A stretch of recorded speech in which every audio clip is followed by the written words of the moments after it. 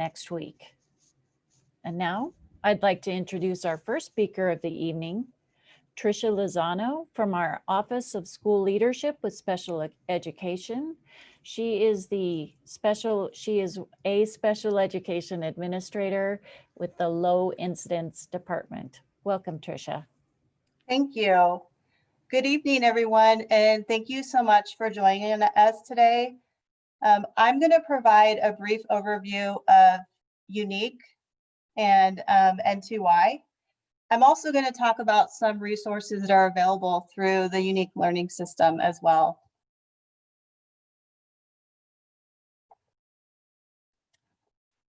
And just a little bit about me. I'm Tricia Lozano. I oversee low incidence. Low incidence includes comprehensive life skills, strategies, and social resource.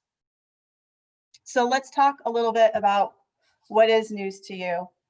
So News to You is actually the parent company, and it has several platforms. It has a platform that most of us are familiar with in the CLS and Strategies program, which is the Unique Learning System. The Unique Learning System is a platform that includes academic instruction and content on life skills for our students. News to You is also a platform within News to You, which is a little bit confusing, but that News to You provides high interest articles for students to access. And it's very interactive and very engaging for our students. The CLS and Strategies programs both have those platforms. The other platform that that News to You, offers is Positivity. Strategies programs utilize Positivity, and that is a behavior program that supports students' behavior. L3 Skills is also offered through News to You and Symbol Sticks. We do not have those programs at this time. We use the Unique Learning System, Positivity, and the News to You platforms. Just a little bit more information about how we came to use News to You and Unique. The CLS and Strategies programs did conduct a curriculum review, which include parents, administrators, teachers of all levels, and special ed staff. The staff looked at the curriculum based upon a rubric that included evidence-based practice and our connector standards. With all that, looking at this, both teams did choose News to You, and which is our Unique Learning System for our supplemental curriculum for our CLS and Strategies programs.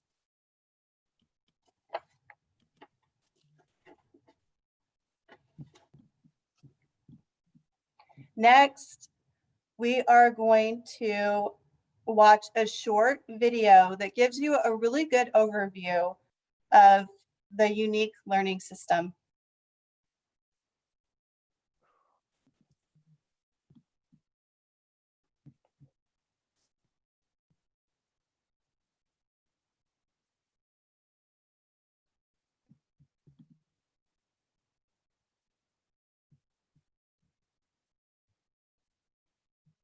Connect with students wherever they learn.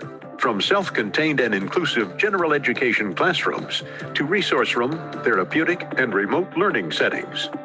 Lessons and activities aligned to your state's general and extended standards in all core subjects. This applies to students with diverse learning needs in preschool through high school and transition. All 6 grade bands also address transitional standards. Students interact with age-appropriate differentiated materials designed to meet their instructional needs. These materials allow all students in your classroom to take part in the same standards-based lessons and activities. With Unique Learning System, planning ahead is easy. Thematic social studies and science units provide daily access to the majority of your state's English language arts and math standards. In addition, the middle school and high school bands offer courses covering a majority of targeted science and social studies standards in one school year. Each unit becomes available 1 month early and stays online for 2 months, giving you plenty of time to plan and implement materials in your classroom. Using the powerful tools of the teacher dashboard, easily automate lesson planning, differentiated instruction, and daily progress monitoring, and access point-of-use standards alignment. Detailed lesson plans include instructional targets that align to your extended standards for each lesson in all 6 grade bands. Teachers save time planning and managing lessons for individual, small group, and whole class instruction, and choose how to deliver instruction. The interactive lessons combine with touch technology and are accessible on a variety of platforms, including computers, tablets, and whiteboards. Students can log in from their personalized student view from anywhere, interacting with activities automatically set at their differentiated level and with their accessibility settings. And with the teacher dashboard, you'll be able to take charge of your day from one convenient place. By creating a My Plan through the dashboard, you will order activity content based on your daily schedule, launch lessons right from your dashboard, automate the order and appearance of your students' views, and create individual plans for students who don't follow your main schedule. Plus, when you need to report which standards you've covered, you can do so with the press of a button. Give assessments and collect data for your students using the GPS tracking and data tools, which assist in identifying student, classroom, and program goals. Now you spend less time planning and more time focusing on your classroom. Join me in the next video to learn more about the key components of Unique Learning System and how they will immediately enrich the lives of your students and learning in your classroom. Let's go.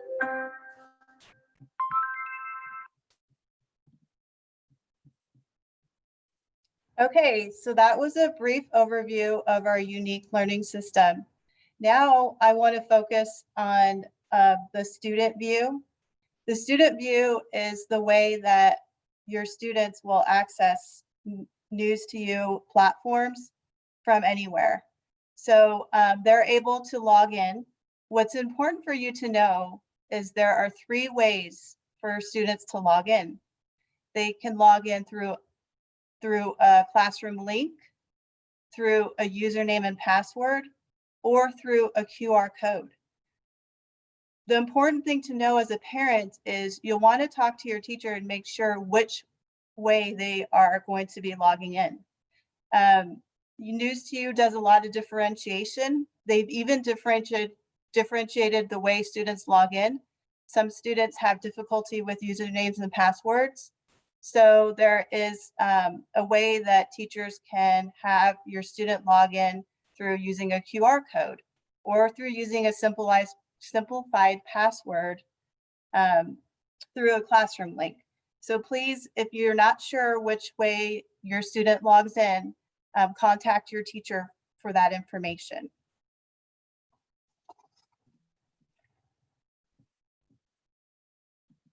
Next, we're going to watch a short video on navigating Student View. So once you get the hang of getting your student logged in, these are some of the features that you are going to see when we watch this video.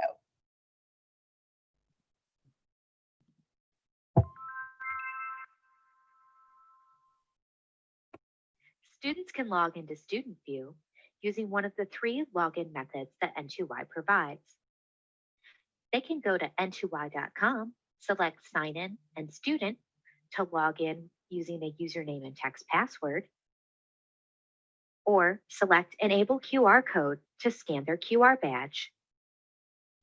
Alternatively, they can log in using a classroom login link with an icon added to the desktop of their device by their teacher. When your student signs in, they may be taken directly into their activities, or they may see a landing page like this where they can choose what to work on. The orange snowflake is for unique learning system activities, and this is where your child will interact with their lessons or homework for that day.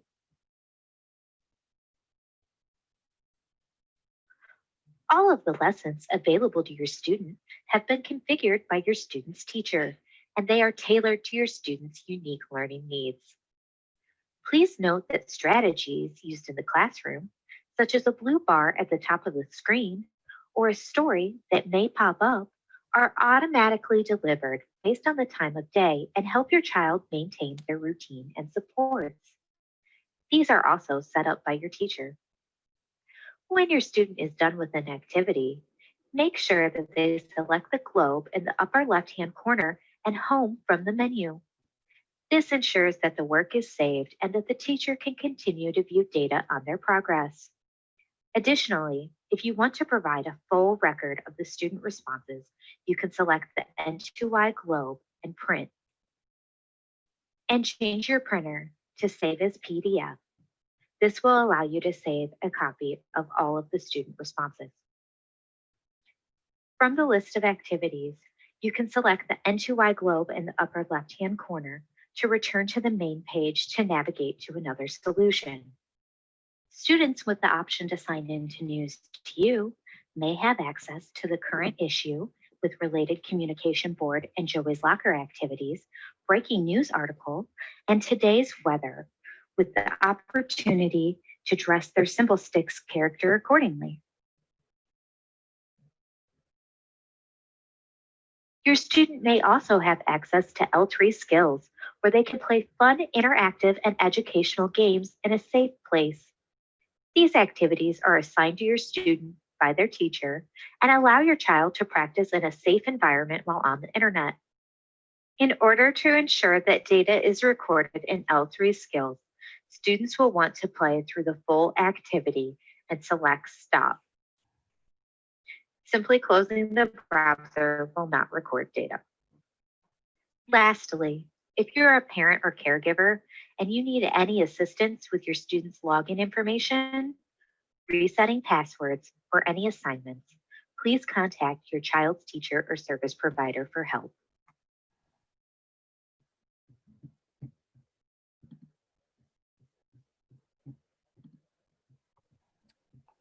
Okay, so that was a nice overview of navigating the student view. And I just have a couple of pointers before we end my presentation.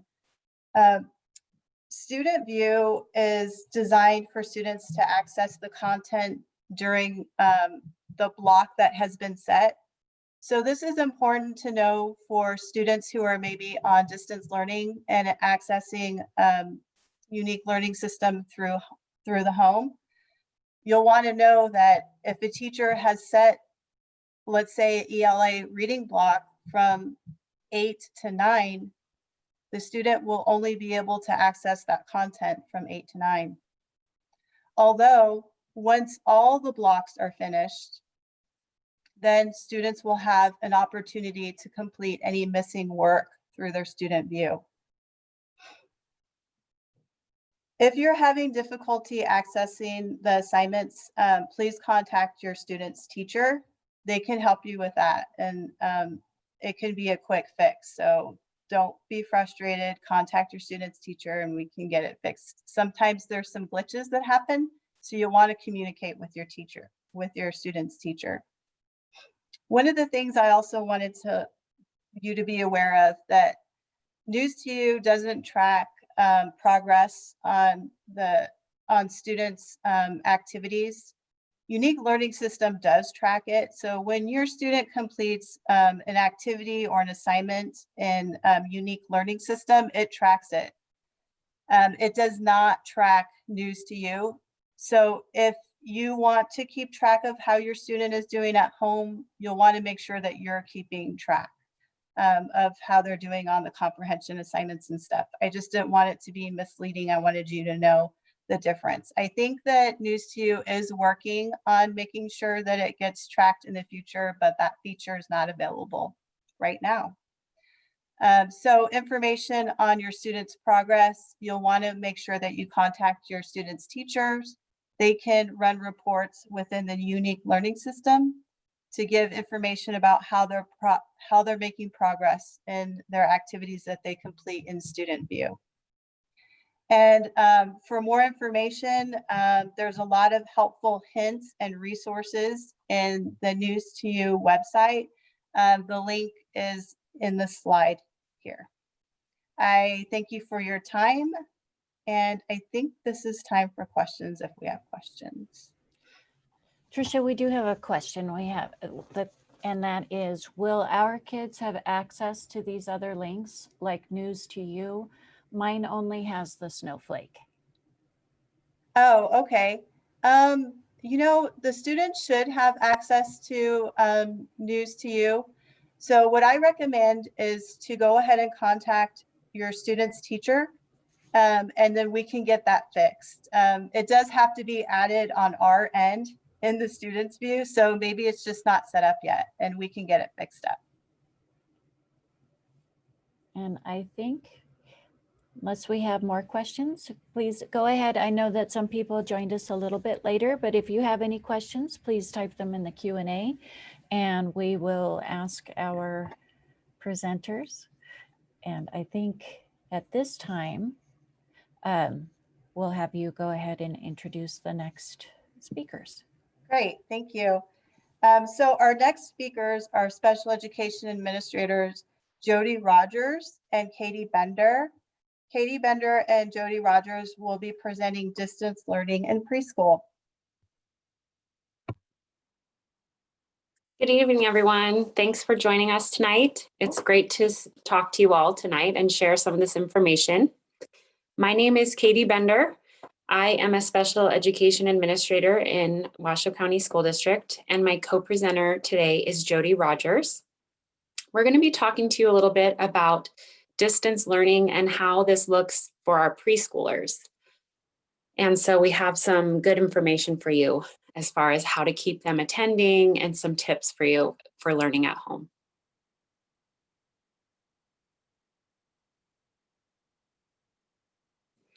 So we want to start tonight by recognizing that this year is unusual, and we know that distance learning is new for all of us.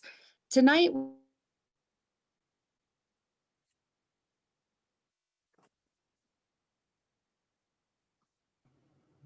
Katie, unfortunately, Jody's internet seems to be glitching. So if, Jody, if you want to stop your video for now, and maybe that might make it better. And Katie, if you could just kind of.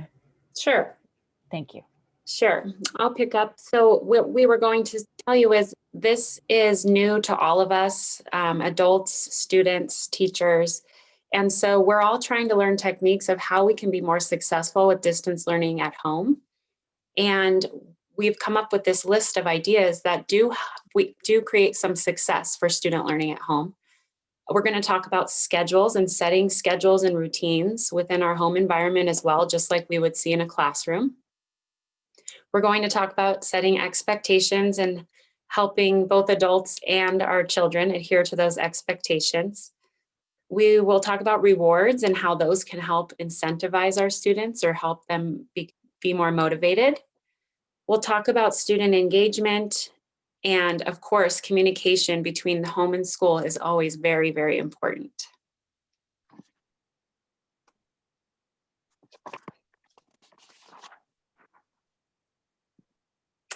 So this slide talks to you a little bit about schedules and routines. And what we wanted to stress to you is the importance of setting schedules, just like your child follows a schedule throughout the school day while they're at the building. Setting a schedule and following that at home really helps to set expectations and create some areas for success throughout the day. One major point of a routine consistent for students at home is it creates predictability, or the ability for the child to know what's coming next. And then there isn't any unknown, things are known for that child. And so they're not worried about what they might be wanting to do. And they'll be able to see what is coming up. Schedules at home can be both pictures or words. You may see a lot of picture schedules, and we actually have an example tonight of a video with picture schedules. And in classrooms, we often have picture schedules so the students can see their circle time, the centers, washing hands, lunchtime, and then eventually we add words to those pictures, and they can help, it'll help them learn those words as well. And having a similar routine each day will help with distance learning, as the child will begin to learn the process at home and become more independent with learning those tasks while you're at home.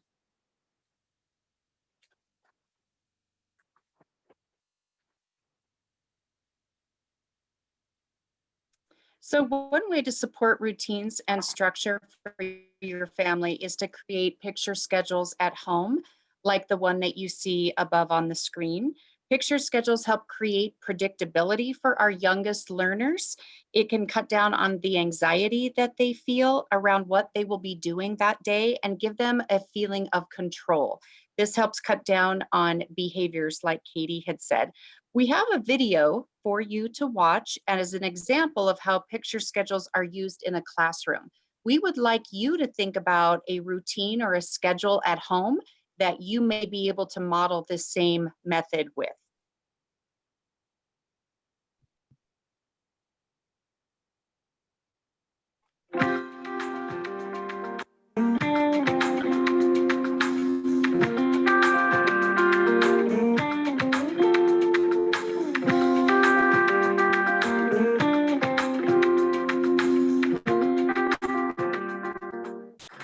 Good time. Good time. Good time. Good time. Good time. It's good time. By using a visual schedule, we're able to give the children a sense of what the sequence of the day is going to be. But we also have a history to the day. So each time we look at the schedule, we say, first we played, and then what did we do? And I call on everybody. And if something happens that we have to change our schedule for any reason at all. So for instance, if it starts to rain, and then Sophie, are we going outside today? No. Usually we go outside right after group, but not today. It's a rainy, snowy day. I like to give them a chance to participate in what's happening during their day. And everything is not written in stone. There's a lot of flexibility. When our music therapist comes, we put the picture up and they come in and they look at the schedule and they say, Music Gene is coming today. So it gives everybody that chance to spread good news. We're gonna have group, and then we're gonna have Music Gene. And it's very, very helpful in helping those kids organize themselves, but it's also very helpful in eliminating the amount of reminding and talking that the staff have to do.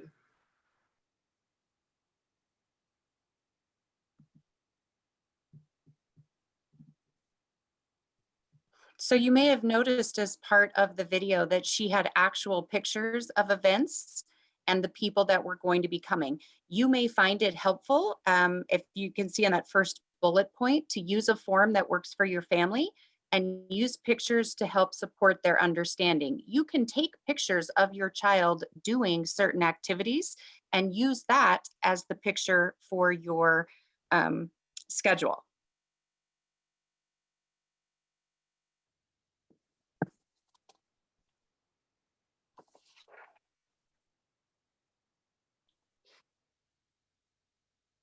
So as Jody mentioned before, we wanted you to take this little minute to think about a routine at home that is difficult. And I think as parents, we all know there are some things that are harder to get done consistently without a lot of coaxing.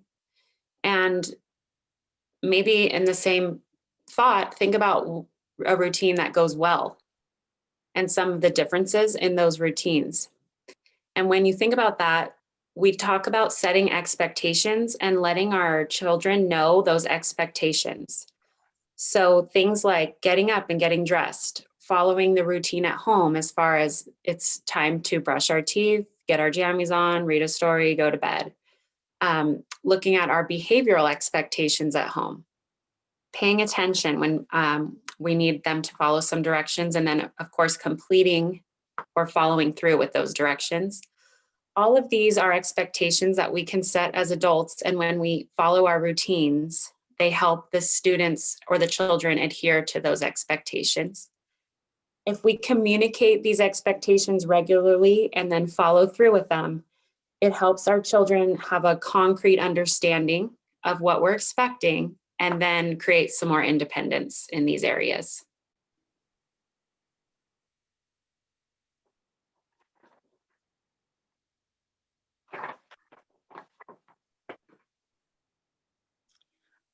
So a major component of early childhood is helping students learn to increase their self-control and label their own emotions.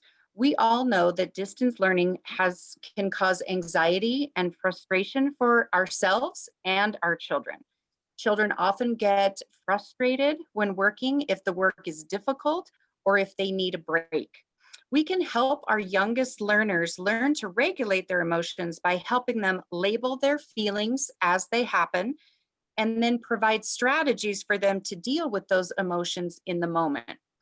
We can do that by asking your child, what are you feeling? Are you frustrated? Or labeling the feeling for them. Right now, I can see that you are angry.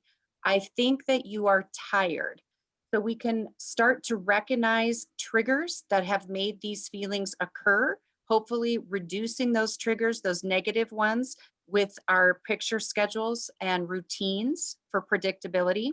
We can use calming activities such as brain breaks, breathing exercises, or listening to a favorite song, maybe moving to a quiet area where they can rest and recover. And then be present, be an active listener as a parent. When they're trying to tell you that they feel a certain way, we're going to acknowledge that feeling and help them deal with it in the moment.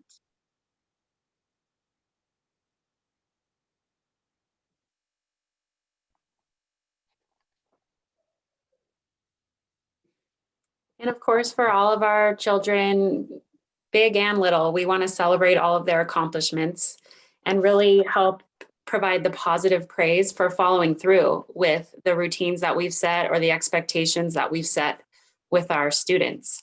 And so we would love to catch them being good all the times we see them trying to follow through, even though they may need some prompting now and then. Did they come through with the expectation we had set? Did they try and get up and do the next step by themselves? And so we talk a lot in the schools about giving 5 positive comments to our students for every 1 redirection that we give. So we would love to catch them and say, great job sitting in your chair. Even though that's what they're supposed to be doing, they're following through, they're complying. Make sure that you are always celebrating the accomplishments they're making. And many times these accomplishments can just be developmental milestones that we're looking for in our preschool age children. So like sharing, that's a very hard task for preschool age children. And we would love to celebrate when they do share, or transitioning from one activity to another, especially an unpreferred activity, like, or from a preferred activity, like being at the park, to an unpreferred activity, like coming inside. That can often be really challenging for our preschoolers. And so we love to set that routine, create the expectation, and then celebrate when they follow through.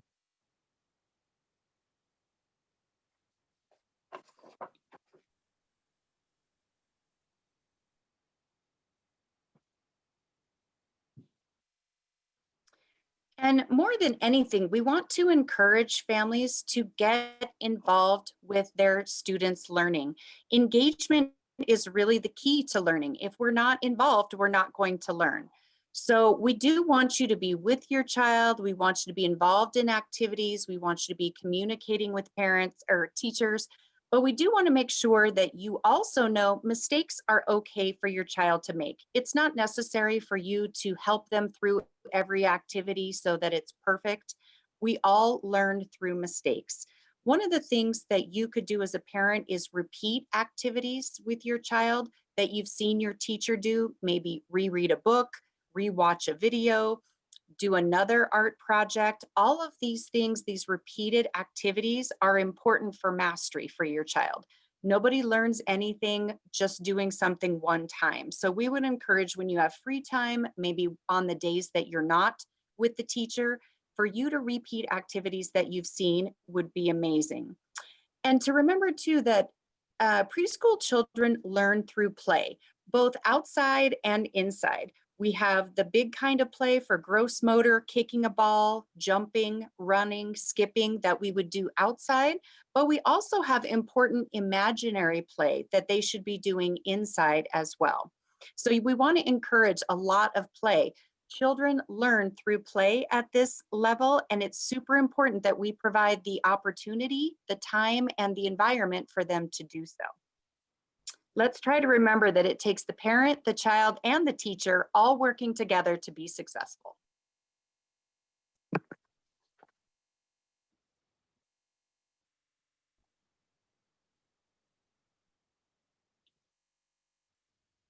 Oops.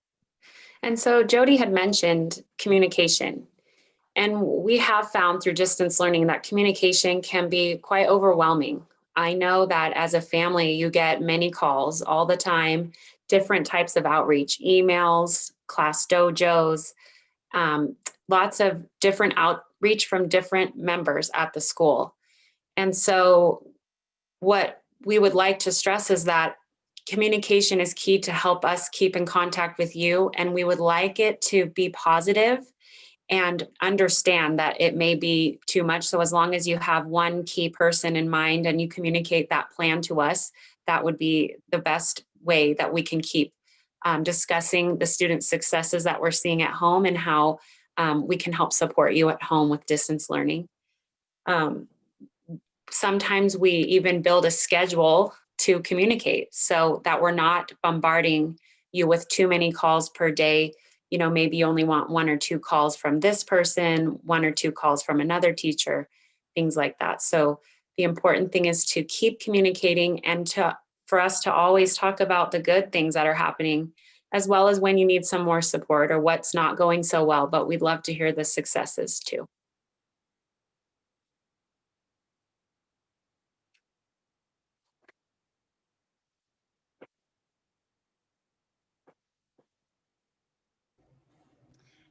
And to add to what Katie was saying, we want to remind you to ask questions.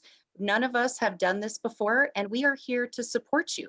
So it's very important to keep in touch with your child's teacher and let them know when you need support. Ask questions because changes can always be made. And we don't know if you don't tell us. So like Katie said, teachers want to know when things are not going well so that we can support you, but they also want to know when things are going really well too. Remember, teachers share ideas between families. So if you have something that's going really well for your family, maybe you had a schedule that you changed or an activity that you decided to do with your student that really helped out, share that with your teacher, because they will in turn share it with a family who may be struggling. And we want to make sure we get that information out.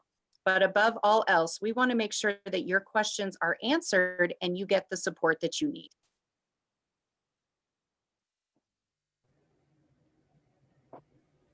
So again, I'd like to remind people to type out or to write your questions in the Q&A section on the bottom of your black toolbar. And I do have one question for you guys right now. You showed a daily schedule.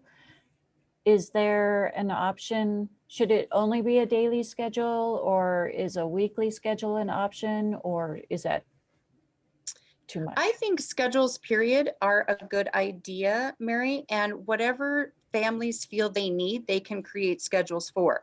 Some schedules may need to be created for an activity, like Katie was saying, just brushing their teeth. You get the toothbrush, you put the toothpaste on the toothbrush, you brush your teeth, you put it back. Other children may need morning, noon, and evening schedules. And I think an overall weekly schedule is good for a family in general. But for our little 3 and 4-year-olds, we may need to break it down into individual tasks. Okay.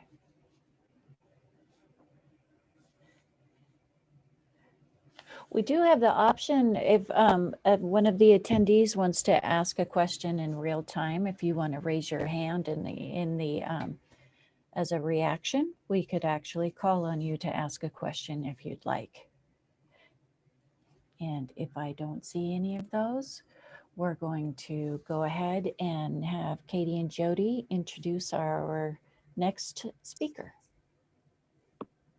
Okay, well, I would like to introduce next Miss Lisa Daney. She is a special education administrator that helps with our professional learning department. She is here to present our next segment.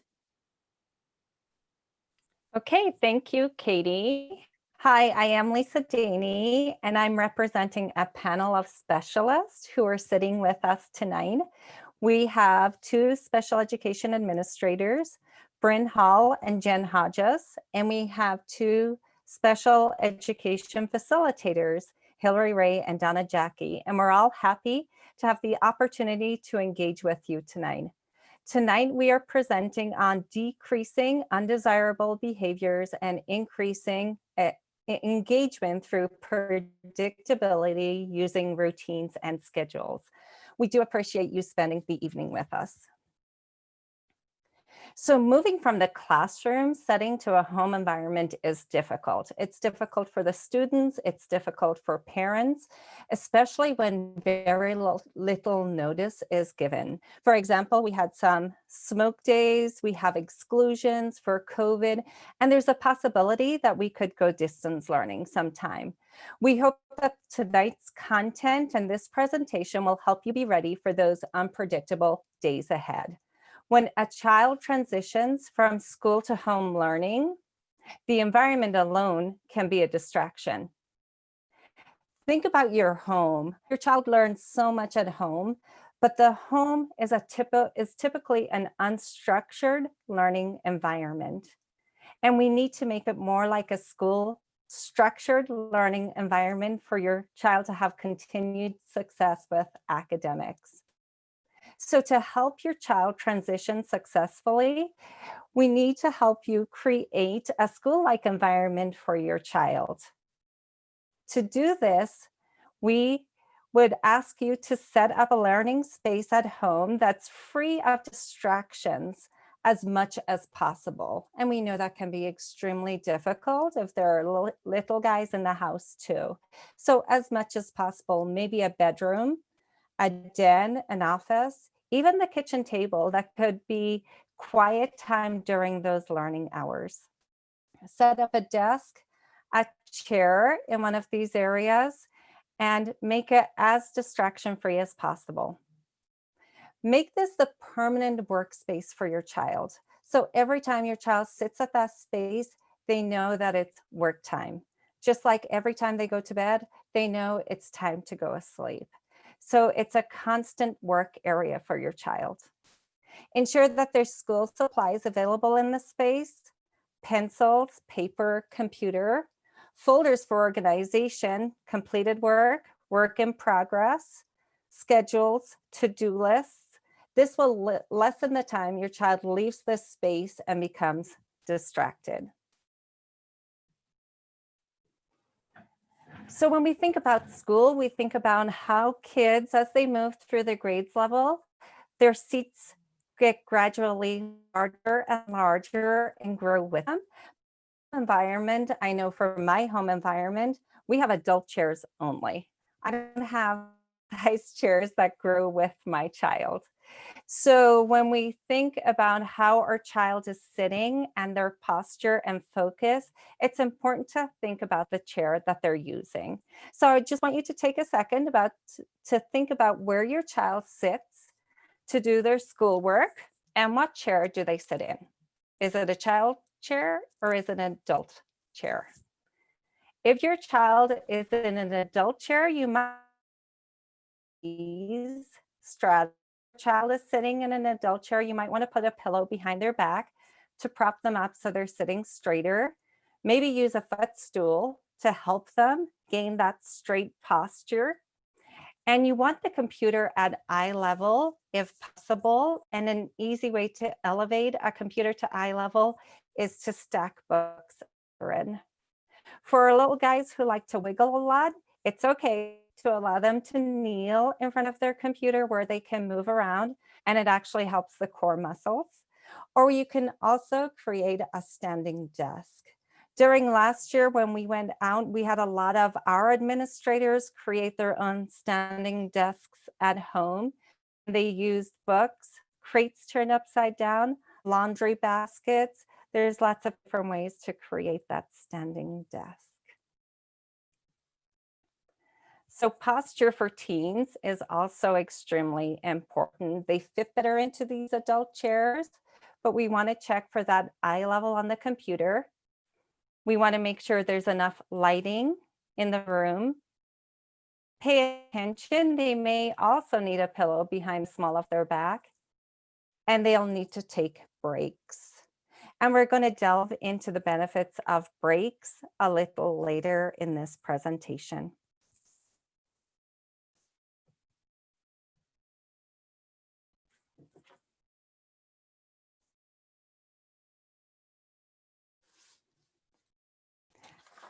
So predictability through routines offer a sense of security and safety for your child.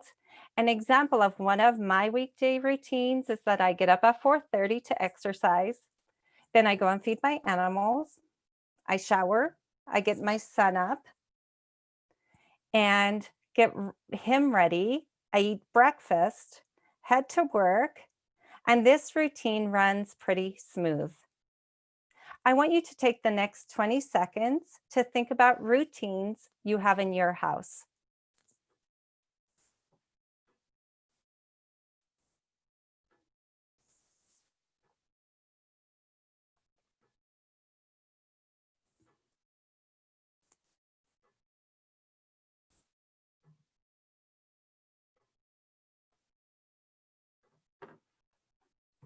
So I'm going to play a short video for you, and I want you to pay attention to the routines this parent has for her children and keep the routine you have focused and center as you're watching.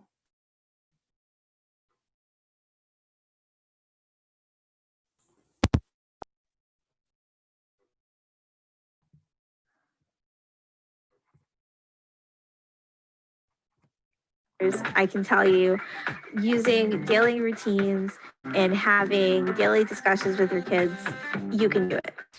And children in general thrive on routine. This is why in our family, we've set up morning and evening routines. And we also use a daily planner sheet to plan our entire day. So we have found that by having the morning routine and evening routine, that we're able to really stick to it, and we're able to get a lot more done. And so here's an example of our morning routine.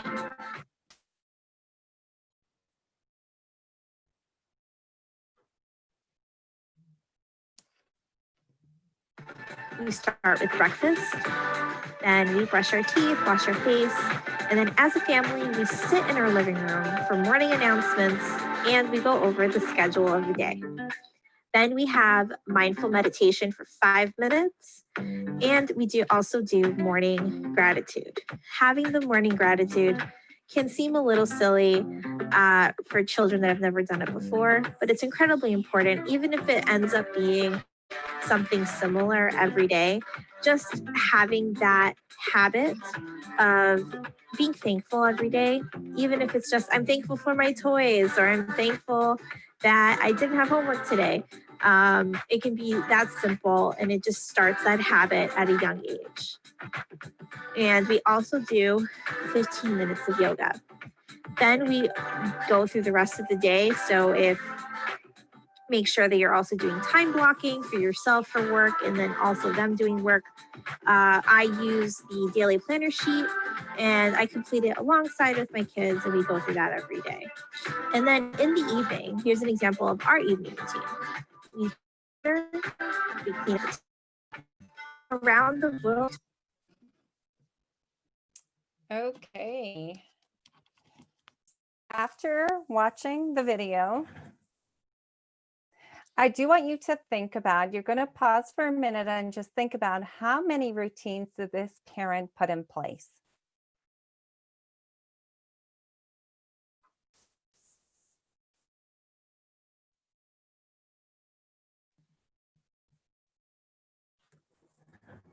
Some of the ones that I pulled out of the video are morning and evening routines, breakfast, hygiene routines, announcements, schedule, morning gratitude, the daily planner, and yoga. So let's go back to those routines that you thought about at your home for your How is your child's engagement and behaviors during those routine activities?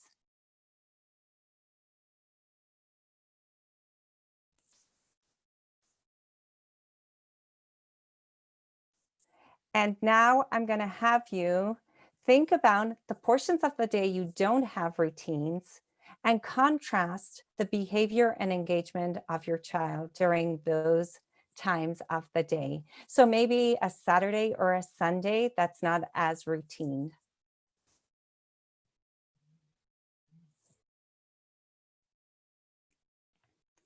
It is common to see more disruptive behaviors during non-routine times of the day in school too. For example, at recess, before and after school, or when a child has a substitute in the classroom and routines change. So going back to your routine and thinking about the video, are there routines from this video that you can take away tonight to add to your daily routines? Is there just one that you can add to your list and make that portion of your day a routine? And think of how you're going to make this a routine. Maybe use a daily planner, a morning meeting, some of the strategies you saw in this video. Building routines take consistency. You might need to add visual reminders, such as schedules, use prompting, reteaching, and of course, modeling. These will all support the building of routines.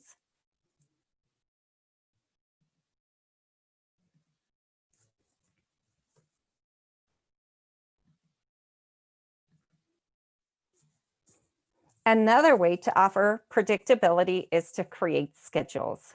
Schedules help your child prepare for what's coming up next, and they also keep your child on task. This is an example of an academic schedule for elementary-aged students. You can see that the schedule offers structured time of the day when the child is on a team with a teacher. And then the unstructured time of the day that you would help structure that are highlighted in yellow. So you might have brain breaks scheduled in, and we're going to dive into them later. Independent work where you have tasks for your child to complete. Recess is an important part of the day to schedule. And of course, lunch.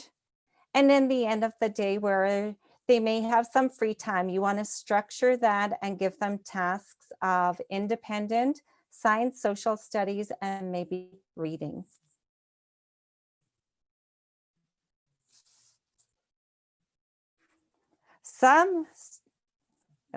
Let me go back. We went ahead. Some students may also need extra support, and they may need visual schedules to help keep them on task. So this is just an example of how you could create a visual schedule. This is actually in your resource packet that is attached, and you would have your daily schedule here and then your routines that your child does on this side. And here are some picture supports for your child. We're going to watch a short video again on the importance of scheduling and why not only adults, but students also need schedules in their life.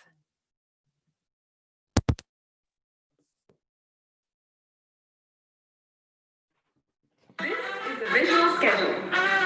This is a visual schedule. This is a visual schedule. This is a visual schedule. This is also a visual schedule. A visual schedule is basically a calendar or anything used to communicate to people what to expect. Think about it, as adults, we all have schedules in every day of our lives. We all know where we're going. For example, in the time we wake up, we know that we have to eat and bathe, and then go to work, come back from work, have dinner, and then sleep. The point is, we all know what to expect. Likewise, our children also need to know what to expect. They may not have an understanding of time or a calendar, but they need to know what is going on. Hence, the reason why we often see behaviors and tantrums with children with autism is because we often bring them through different transitions without explaining to them in advance what is expected out of them. So, in short, a visual schedule helps to give these children with autism a sense of predictability of what is expected out of them. So today,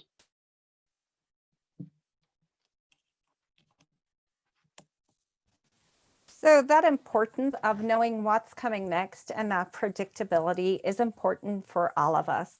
I want you to think about your weekend and how productive you are on your weekend towards a weekday. I know I always have a bunch of stuff that I want to get done on the weekend. Because I don't put it into a schedule or it's not part of my routine, it often goes undone. And then I wait for the next weekend and it goes undone. So just having those schedules and routines are extremely important to keep us on task.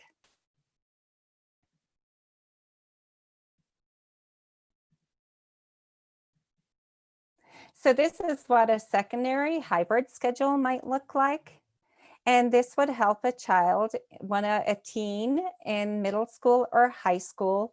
And you can see that it's broken up into columns. So we have our everyday schedule and our times. And then Wednesday is early out. So that might look a little different. And then we have our AB schedules. And you can see there are extra supports built into the schedule because it's color coded and your child will know when those changes are taking place. And this can be built at home. It can also be built with the child's teacher.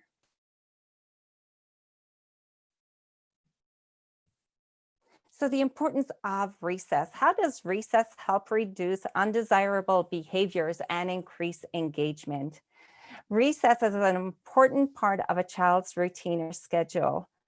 Recess and time away from work is important to reset the brain for learning by increasing the blood flow by full body movement. Encourage your child to do something active at recess. Research has shown that kids learn more quickly after they've exercised. In one study, kids were 20% faster at learning vocabulary words after they'd exercised than when they hadn't. So getting your kid out and away from the computer is extremely important. So some ideas are riding a bike, playing ball, jumping on a trampoline, maybe going for a walk, playing basketball, soccer, dance, jump rope, hula, lots of different ways a kid can get up and move around during that short break throughout the day. Brain breaks also help manage behaviors and engage your child. Brain breaks are shorter than a recess, and they help manage behaviors and re-engage your child. A brain break is a short period of time when we change up the dull routine of incoming information through repeated pathways in the brain. So you have been sitting here since 6 o'clock tonight on this webinar, and we have been feeding you information through the same pathways in your brain, and you're probably starting to lose interest, motivation, engagement. The very same happens to your child when those pathways are continually being used and the rest of the brain is not alert and awake. So we want to wake up the rest of that brain. So we want to ensure that your child takes brain breaks before fatigue or distraction set in. And we can schedule those brain breaks into the schedule. We can have them at timed intervals, or you can have them after your child completes specific tasks. Brain breaks can be as short as 1 to 2 minutes, and they can take place in the learning environment, right where the child is working, or they can be a little longer and take 3 to 5 minutes. So I am going to have you engage in a brain break and see if we can light up some parts of your brain and re-engage you in our content before we finish up our content for tonight. So I do want you to take a look at this picture. And I want you to think about how many animals you're seeing and identify whether it's one animal, two animals, maybe more, and identify those animals. If you're sitting with a partner, go ahead and tell them what you're seeing.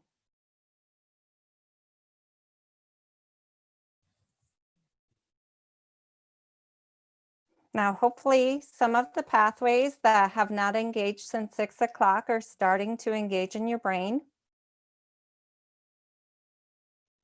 And some of you might have seen this eye of a duck, and this is his bill out here.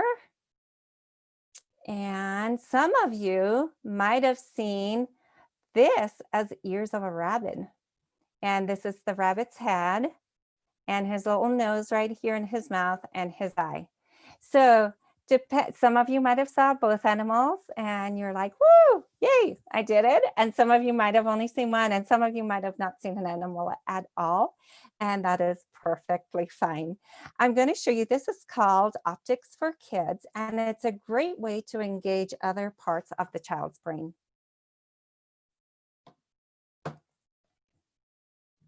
So they have lots of choices down here, and you could pick one a day. And this is the one I chose for you. And then it gives you the answer. So look closely. You should be able to see a rabbit and a duck. And that will be connected to the PDF you get in your resource packet. So let me go back because we have other ways to engage the brain.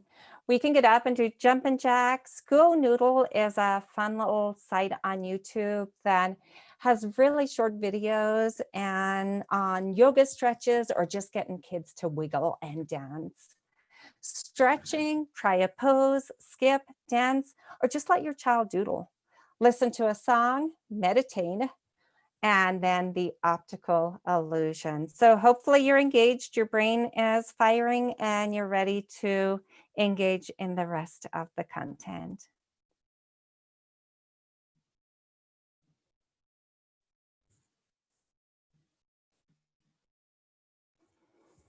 Here are some sensory ideas for breaks for students who need that sensory stimulation.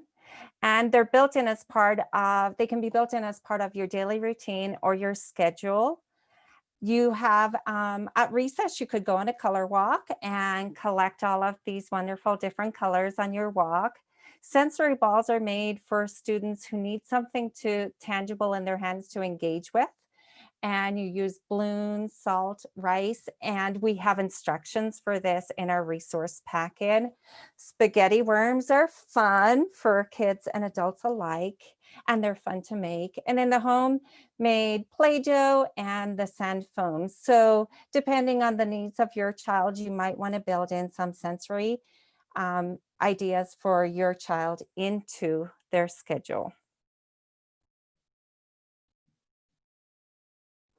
You saw this earlier if you were on for the whole PowerPoint.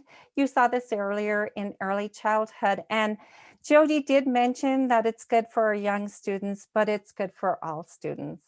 Sometimes it's even good for us as adults to be able to name what's frustrating us, right? And to make us take that step back. So kids will often get frustrated, especially in those elementary, middle, high school years when the work is too difficult or when they're just ready for a break. When this happens, you do want to engage with your child, be present, be that active listener, and have them state their feeling. If your child needs visuals, you can use a visual emotion chart for your child to say whether they're sad, angry, frustrated, maybe tired. And if possible, you want to be able to identify the trigger. What is triggering this frustration? And it might take a while. The first time you might miss it, but you'll eventually start to see a pattern. And it might be every time they have a writing activity. And if they trigger every time they have a writing activity, you're not going to remove that writing activity, right? We want them to engage in writing, but you might work with your child's teacher to get some more supports for writing. So writing is more accessible to your child. They might trigger right before lunchtime.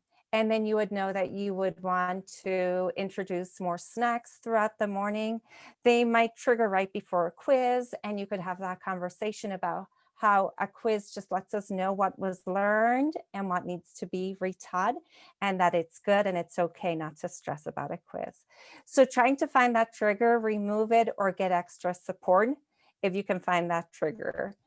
And then after they state their emotional state, you want to start in some of those brain breaks and those calming activities. So breathing exercises, listening to their favorite song, move them away from the area. You want to give your child some time, and then when they're ready, you'll transition them back to work.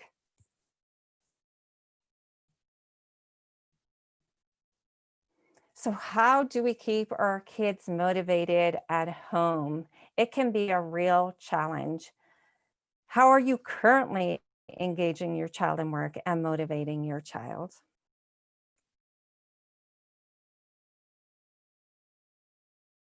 Motivators do help keep a child engaged, but it needs to be something that the child wants. We sometimes see stickers being offered as a motivator, but if your child does not care about stickers, it's not going to motivate the child to do the work. So you want to talk to your child. We've offered you a list here of the bullets, but what we want is for you to talk to your child, to ask your child, what are they willing to work for? So it might be a toy, time off from chores, going to a ball game, backyard camping, pizza, stickers, movie night, or choosing a dinner for the family. And so just some options of what your child might work for. So for our younger guys, you might want to offer them a visual of how close they're getting to what they're working for. So in this first picture, we have a car. In here, the child will say what they're working for or put a visual in here. And then they're going to move the car throughout the day or the week. So the reinforcer could be given at intervals. It might be given after each task. It might be given after a day's work. It would depend on the child and the need of the child. And when your child gets to the star, they get what they were working for. Down here below, we have, let me go back. Down here below, we have a typical token board. And again, your child will state what they're working for, and then they need to get 5 stars in order to get this prize. And it can also be done at intervals or random, depending on the needs of your child. And then the reinforcer menu. These are just some ideas of what a child might be willing to work for.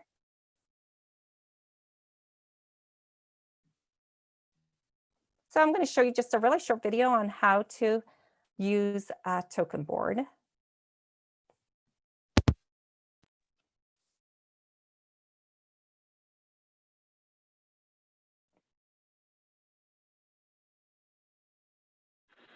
Hi, this is Sasha from the autismhelper.com. Here's a quick tutorial on using the I Am Working For system and choice board. So here I have a few of the students' preferable items or common items preferred in our class. And when the student comes to the station, I keep actually one right at every station, and they can pick what they want to work for. So if he wants to work for Cheetos, he puts it here. And then it depends on the kid. Sometimes after a few responses, we'll give a star, or after one task, we'll give a star. The stars are kept on the back, which I think is so important, or else, honestly, you lose them. So once the child does something good, or if we're using this for behavior, academics, give 1 star. And kind of continue on doing that until you get all the stars all up to the end. And once they get stars up to the end, they get the Cheetos. This is a nice visual way to break down the reinforcement the child's getting. And I think this really helps kids with autism understand more intermittent reinforcement. They don't get the Cheeto every time they do the response, but they know that it's coming. Thanks for watching. And for more tips, resources, and materials, come to theautismhelper.com. Thanks.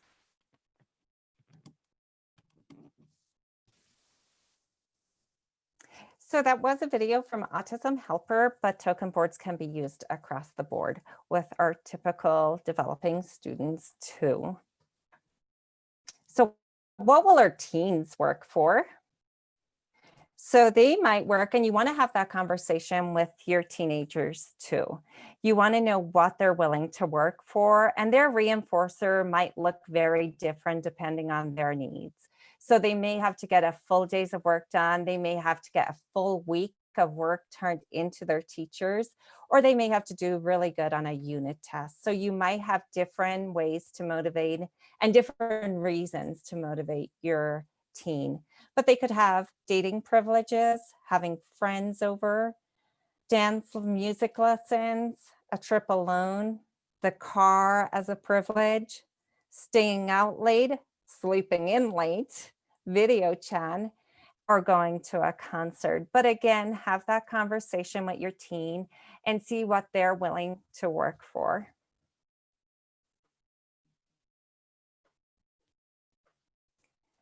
What can you do when your child gets stuck on a task or is having a difficult time even starting a task?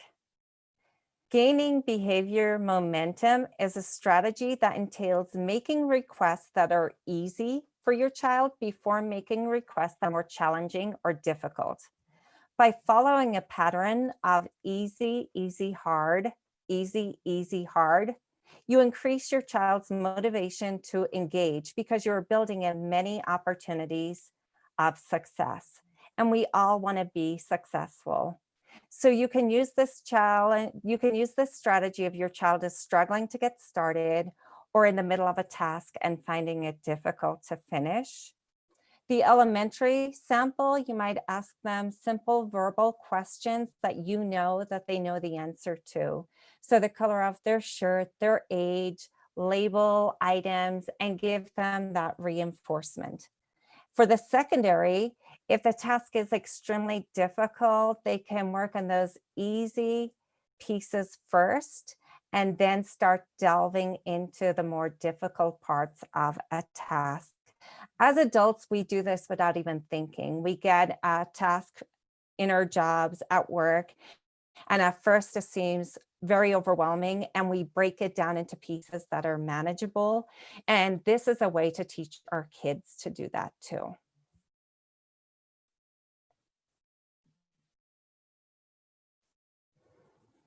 We have tools and strategies for keeping our kids on task, and we went over a lot of these in our presentation tonight. Those to-do lists, checklists, using that visual calendar, daily routines, schedules, prompting, reinforcements. These are all ways to keep your kid on task. And we hope tonight you take a couple of these away with you. But in our digital age, there are also apps that help keep a kid on task. So we're going to show you a really short video on just a couple of iPhone or smartphone apps that you can download.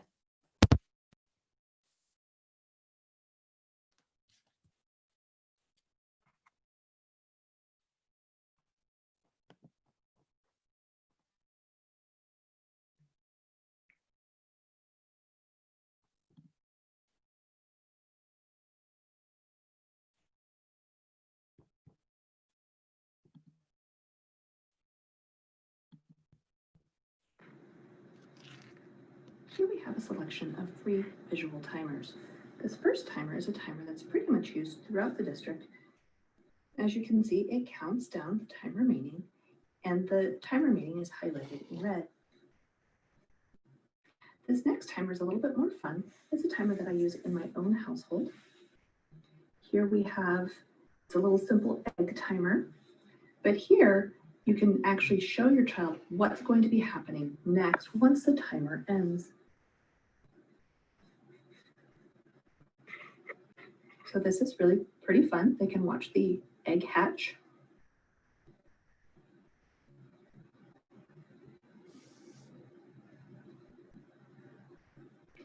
Time's up. There's the cat. And this is where it would remind the student or the child what's going to be happening next.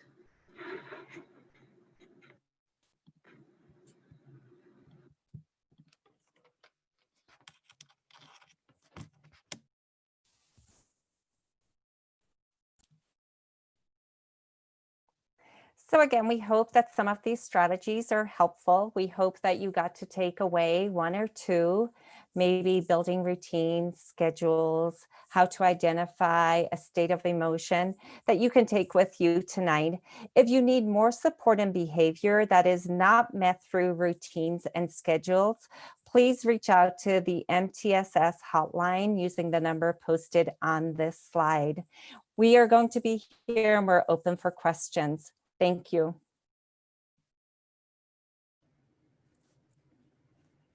Hi, Lisa. I do have one question. We had a comment that's from an attendee who said it's harder now to find something for them to work for with COVID. So do you have any suggestions during this time? So thank you, Mary. I am going to draw on the expertise of our team and our panel. And ladies, if you have any ideas that could help in our current situation, if you can throw them out there, we'd be grateful. Hi, my name is Bryn Hall. I work for Washoe County. Obviously, I'm a special education administrator. And it is, I agree with you, it's so difficult to find things during this time that especially those teenagers are really willing to work for. My recommendation would be to just sit down with your teen, have a conversation, ask some survey-like questions like, if you have free time, what do you like to do? If you had, $20, what would you do with it? Talk about like family members that you would prefer to have like a special time with. Like I know one of my friends, her teen, they spend individual time with that teenager. So like the mom spends time with that teen, and then later on in the week or the next week, the dad spends time with that teen, just that one-on-one time. So my recommendation would be to just sit down, have a conversation, and survey their kind of needs and wants during this time, and line up some reinforcement that is going to encourage them using those types of things.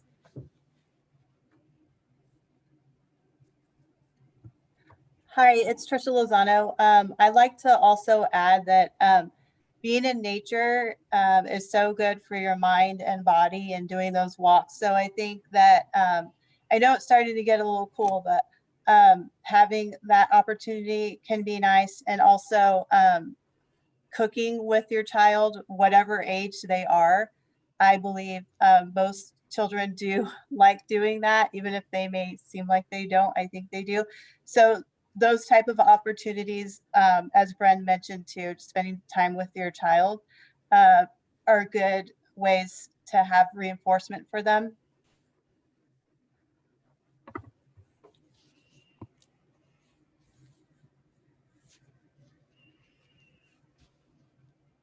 Was trying to give some time for somebody else to jump in. I do have a question for you, Lisa. If a family was not able to get those resources that you talked about during the presentation with the schedules and other items, is there a way that they can get them now? So Delisa, I believe I did send them to Delisa, and I believe then they are, when the recording is posted, they will be attached to the recording. Is that correct, Delisa?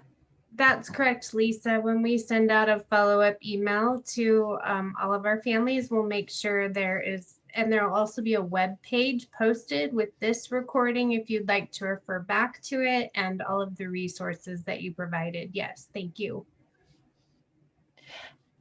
And my next question is, if a family would like to work with a teacher to set up the schedule rather than doing it on their own, how would they go about doing that?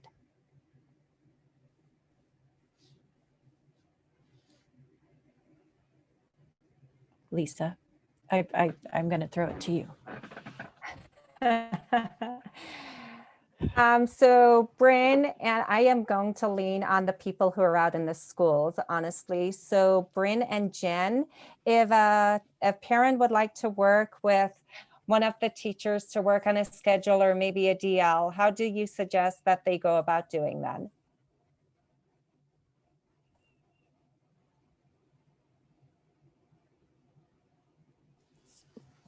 Hi, I'm Jen Hodges. I'm one of the special education administrators.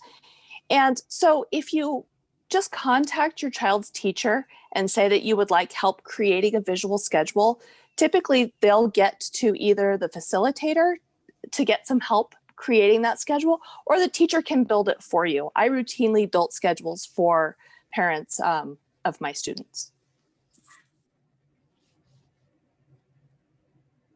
Thank you. I have actually had this happen. There's been parents at school sites that have requested schedules, and my recommendation was always just to have the teacher send her schedule home and try to mimic that schedule as closely as possible at home, so that when they have those virtual meetings, then the kids that are in person are working on similar things that they're working on if they're at home.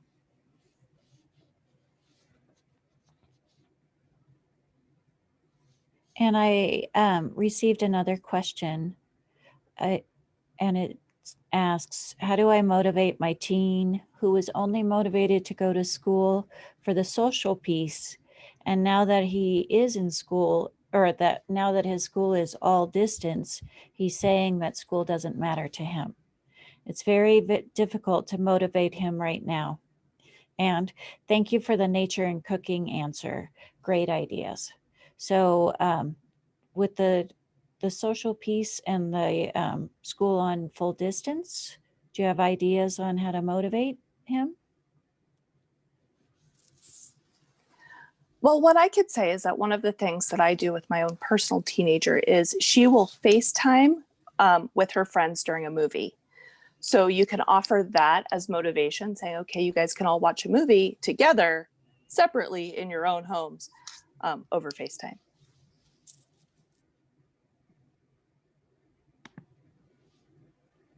It doesn't seem that I can start my video, but this is Hillary Ray. I am a special education facilitator for the Washoe County School District. I would just add on to what Jennifer, Jen Hodges was saying. And if you're comfortable with setting up a one-on-one social time for your child to hang out with a friend from school, that might be something that you can discuss with the other child's parents. Maybe the students agreed that they're going to wear their masks when they're together, but that they can come over and have, you know, maybe an hour of social time together, go to the park together, go for a hike together, so that they're still connecting socially with their friends. But, you know, obviously they're able to do it in a safe way at this time.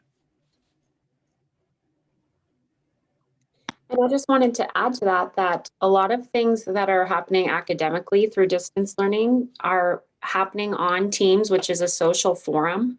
And so for my own middle schooler, she likes to get on and chat about the assignment. And so if you can find a way to motivate them to actually interact about the activities, or say, if you complete this assignment, then you guys can chat on there for the next 15 minutes, it'll help build that social piece into the academics.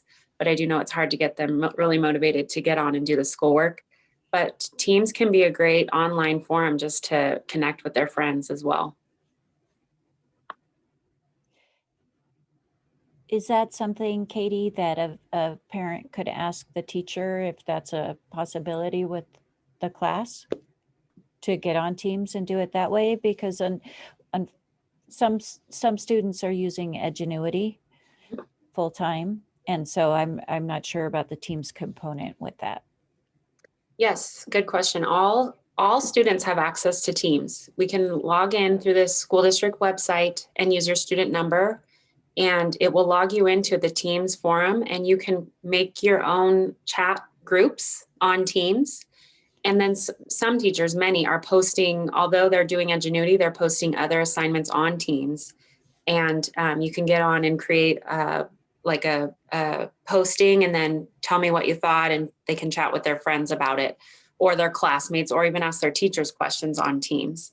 So if you do need help finding how you can access Teams, please contact your teacher and we can help you get set up and finding your access through the school district website. Thank you. So I am not seeing any more questions. And again, we want to thank all of you attendees for joining us here today. We had some great conversations and great questions. We will be sending a follow-up email with an opportunity to provide your feedback via survey, as well as links to the resources. We'll have the recording posted on our website under Parent University by the beginning of next week. And thank you again, and have a great evening.